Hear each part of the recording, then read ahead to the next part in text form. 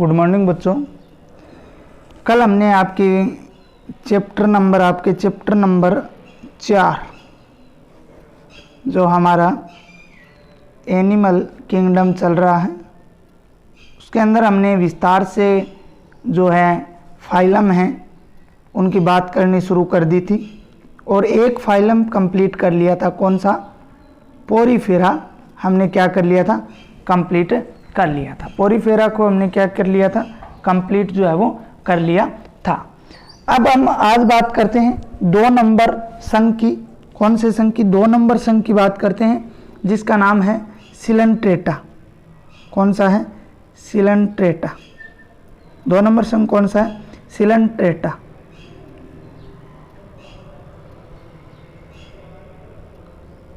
Coelenterata की हम लोग जो है वो बात करते हैं कि सिलेंट्रेटा क्या होता है। तो देखिए ये भी 2 शब्दों से मिलकर बना हुआ है, एक तो सील और दूसरा इंट्रो। ठीक है, इसका मतलब होता है होलो और दूसरा जो है उसका अर्थ होता है इंटेस्टाइन। ठीक है, क्या अर्थ होता है? इंटेस्टाइन। अगर हम बात करें तो इन्हें निडेरिया भी कहा जाता है। सिलेंट्रेटा संघ को क्या कहा जाता है? निडेरिया भी कहा जाता है। क्या कहा जाता है?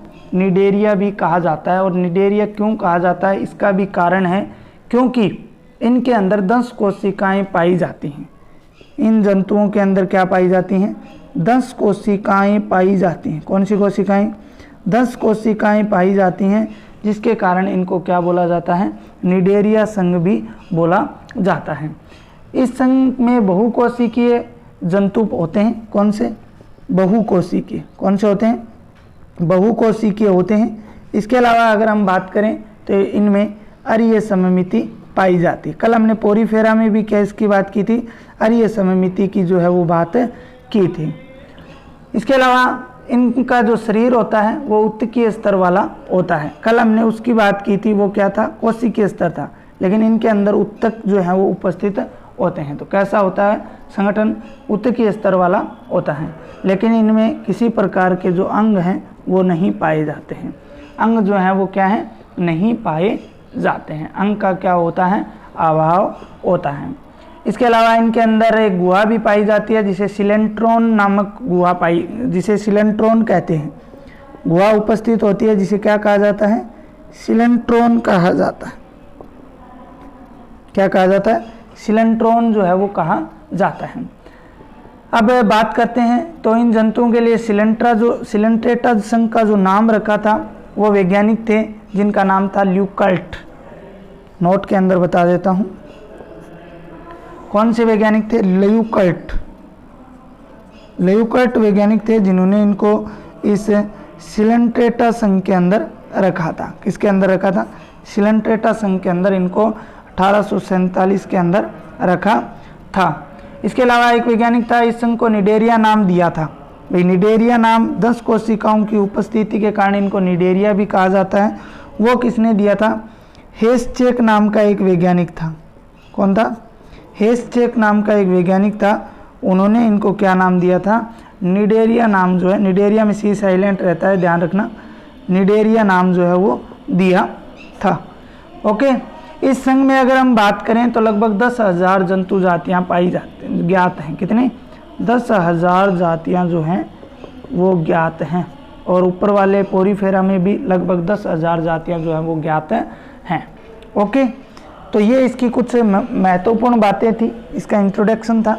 अब अगर हम बात करें तो हम इसके मुख्य लक्षणों की बात करेंगे। किसकी बात करेंगे? इसके मेन कैरेक्टर्स की बात जो है वो करने वाले हैं। मेन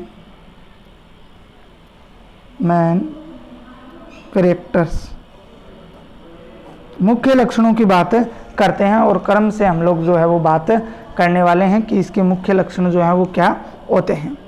तो देखिए प्यारे बच्चों, सबसे पहले अगर हम बात करें तो इस के सभी जंतु जो हैं वो समुद्रवासी होते हैं, अर्थात समुद्र में निवास करते हैं। कैसे होते हैं? समुद्रवासी होते हैं। लेकिन कुछ जो है वो अलवण जल में भी उपस्थित होते हैं। किस में उपस्थित होते हैं? अलवण जल में भी उपस्थित होते हैं, अर्थात मीठे पानी में भी उपस्थित होते हैं, जैसे हाइड्रा। जैसे हाइड्रा मीठे पानी में पाया जाता है। 2 नंबर बात करते हैं तो ये एकल या निवही वाले होते हैं, स्थानबंद होते हैं। कैसे होते हैं?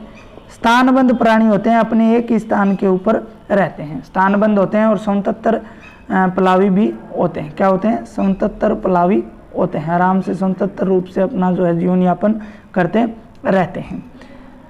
इसके बाद बात करें, इस संघ के सदस्य द्विस्तरीय होते हैं और पोरीफेरा में भी हमने बात की थी, द्विस्तरीय होते हैं और सिलेंट्रेटा संघ के भी क्या होते हैं? द्विस्तरीय होते हैं। बाहर की ओर इनमें अधिचरम होती है और भीतर की ओर अंतःचरम होती है। अगर हम बात करें द्विस्तरीय होते हैं तो बाहर की ओर अगर बात करते हैं,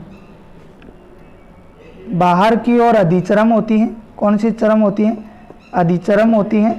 और भीतर की तरफ अगर हम लोग बात करें तो इनमें अंतस्थ चरम पाई जाती है। इसे एंडोडर्मिस बोला जाता है। भीतर वाली को क्या बोला जाता है? एंडोडर्मिस। और इसको बोला जाता है एपिडर्मिस। इसको क्या बोला जाता है? एपिडर्मिस जो है वो बोला जाता है। इसके बाद बात करते हैं 4 नंबर, तो इस संघ के सदस्यों में अरीय सममिति पाई जाती है, जो मैं आपको ऊपर बता चुका हूँ। कौन सी सममिति पाई जाती है? अरीय सममिति पाई जाती है। इस संघ के सदस्यों में 10 कोशिकाएं भी पाई जाती है। कौन सी? 10 कोशिकाएं भी पाई जाती है, जिसके कारण इन्हें निडेरिया कहा जाता है। तो ये 10 कोशिकाएं जो होती हैं कांटे के समान होती हैं, जो इनके आत्मरक्षा के लिए काम आती हैं। किसके लिए काम आती हैं? आत्मरक्षा के लिए काम में आती हैं। इनके भीतर एक गुहा भी पाई जाती है, जिसे सिलेंट्रोन कहा जाता है। गुहा को क्या कहा जाता है? सिलेंट्रोन कहा जाता है। ये भी मैं आपको बता चुका हूँ। इस संघ के सदस्यों के शरीर के शीर्ष पर मुख पाया जाता है। शीर्ष भाग पर क्या पाया जाता है? मुख पाया जाता है। तथा इनके अंदर गुद्दा या एनस का अभाव होता है। गुद्दा या एनस, ठीक है ना, उसका क्या होता है? अभाव होता है। केवल मुख इनके अंदर पाया जाता है। और मुख गुद्दा का कार्य करता है। मुख के द्वारा ही भोजन को ग्रहण किया जाता है और मुख के द्वारा ही भोजन का क्या किया जाता है? उत्सर्जन किया जाता है। ठीक है। मुख के चारों ओर खोखले स्पर्शक पाए जाते हैं, जो गमन के काम आते हैं और भोजन को पकड़ने के काम आते हैं। क्या पाए जाते हैं? स्पर्शक पाए जाते हैं। क्या पाए जाते हैं? स्पर्शक। टेंटकेलेस बोला जाता है इनको। पाचन क्रिया बहुकोशिकीय व अंतःकोशिकीय दोनों प्रकार की इनके अंदर होती है। उत्तक स्तर का संगठन इनके अंदर पाया जाता है। कैसा संगठन पाया जाता है? उत्तक स्तर का इनके अंदर जो है संगठन जो है वो पाया जाता है। इसके अलावा अगर हम लोग बात करें, इनमें उत्सर्जन शरीर के स्तर से विसरण द्वारा होता है और ये अमोनोटेलिक होता है। उत्सर्जन कैसा होता है? अमोनोटेलिक, अर्थात अमोनियो का शरीर से बाहर अमोनोटेलिक। अमोनिया का उत्सर्जन, हम यूरियोटेलिक हैं और ये कैसे होते हैं? अमोनोटेलिक होते हैं। इसके अलावा इनमें तंत्रिका तंत्र आगे प्रकार का होता है, मतलब पूर्ण कंप्लीट जो है वो नहीं पाया जाता है। इसके अलावा बात करते हैं तो इनमें ब्रेन, मस्तिष्क जो है वो अनुपस्थित होता है। ब्रेन क्या होता है? एब्सेंट होता है। ब्रेन क्या होता है? अनुपस्थित होता है। मस्तिष्क जो है वो नहीं पाया जाता है। इसके अलावा शरीर की आकृति आदर्श रूप से 2 प्रकार की होती है। एक तो द्विरूपी बेलनाकार, कैसी होती है? बेलनाकार। इसके अलावा छत्रीनुमी होता है। कैसा होता है? छत्रीनुमा। बेलनाकार हो सकती है और छत्रीनुमा हो सकती है। बिल्कुल बेलन जैसी सीधी हो सकती है और छतरी के जैसी भी हो सकती है। इसके अलावा बात करते हैं तो इनमें 2 पीढ़ी एकांतरण जो है वो 2 प्रकार का पाया जाता है, जिसे मेटाजेनेसिस कहा जाता है। क्या बोला जाता है? जिसे मेटाजेनेसिस बोला जाता है। क्या बोला जाता है? मेटाजेनेसिस। क्या बोला जाता है? मेटाजेनेसिस बोला जाता है। 2 प्रकार की होता है, एक तो मेडूसा अवस्था और दूसरी होती है पोलिप अवस्था। दूसरी कैसी होती है? पोलिप अवस्था। एक मेडूसा अवस्था होती है और एक पोलिप अवस्था होती है। इस संघ के सदस्यों में लैंगिक और अलैंगिक दोनों प्रकार का जनन पाया जाता है। सेक्सुअल एंड एसेक्सुअल, लैंगिक व अलैंगिक दोनों प्रकार का जो रिप्रोडक्शन है वो पाया जाता है। ठीक है ना, दोनों प्रकार का क्या पाया जाता है? इनके अंदर जनन है वो पाया जाता है। इसके अलावा बात करते हैं तो अलैंगिक जनन जो है वो मुकुलन द्वारा होता है। अलैंगिक जनन किसके द्वारा होता है? एसेक्सुअल अगर रिप्रोडक्शन की बात करते हैं तो वो बडिंग द्वारा होता है मुकुलन द्वारा होता है। इसमें क्या होता है, पादप का जो शरीर, जंतु का जो शरीर होता है उस पर एक अन्य संरचना बनती है, वो अलग होकर एक नए जीव का निर्माण कर लेती हैं। इस संरचना को बड बोलते हैं, मुकुल, ठीक है। और क्रिया को क्या बोला जाता है, बडिंग या मुकुलन जो है वो बोला जाता है। लैंगिक जनन युग्मकों द्वारा होता है, जिनमें एक्टोड्रम व एंडोड्रम द्वारा युग्मकों का जो निर्माण है, गेमिट्स का जो निर्माण है वो एक्टोड्रम एंड एंडोड्रम द्वारा होता है। नर युग्मक और जो मादा युग्मक होते हैं उनके द्वारा, उनका जो निर्माण है वो एक्टोड्रम व एंडोड्रम द्वारा होता है। इस संघ के अगर जंतुओं की बात करते हैं तो वे एकलिंगी या उभयलिंगी हो सकते हैं, एकलिंगी या यूनिसेक्सुअल भी हो सकते हैं एंड बाइसेक्सुअल भी हो सकते हैं, बाइसेक्सुअल भी हो सकते हैं, ठीक है ना। एक लिंग वाले भी हो सकते हैं, दोनों लिंग वाले भी हो सकते हैं। इनके अंदर परिवर्धन जो है वो अप्रत्यक्ष प्रकार का होता है। परिवर्धन, डेवलपमेंट इनका जो है, देखो सेम ही बातें आएंगी सभी के अंदर, सिर्फ याद ये रखना है कि अब डेवलपमेंट में हमने पोरीफेरा में भी अप्रत्यक्ष प्रकार पढ़ा था, इनके अंदर भी अप्रत्यक्ष होता है, ठीक है ना, प्रत्यक्ष नहीं होता है, अप्रत्यक्ष होता है। लार्वा अवस्था इनके अंदर पाई जाती है। लार्वा को बोला जाता है प्लेनुला, क्या बोला जाता है, प्लेनुला बोला जाता है। वहाँ पर भी मैंने आपको लार्वा का नाम जो है वो बताया था। तो सिलेंट्रेटा की लार्वा अवस्था का क्या नाम होता है, पेनुला, प्लेनुला नाम जो है वो होता है। इसके बाद में बात करते हैं पुनर्भवन की अपार क्षमता इनके अंदर पाई जाती है।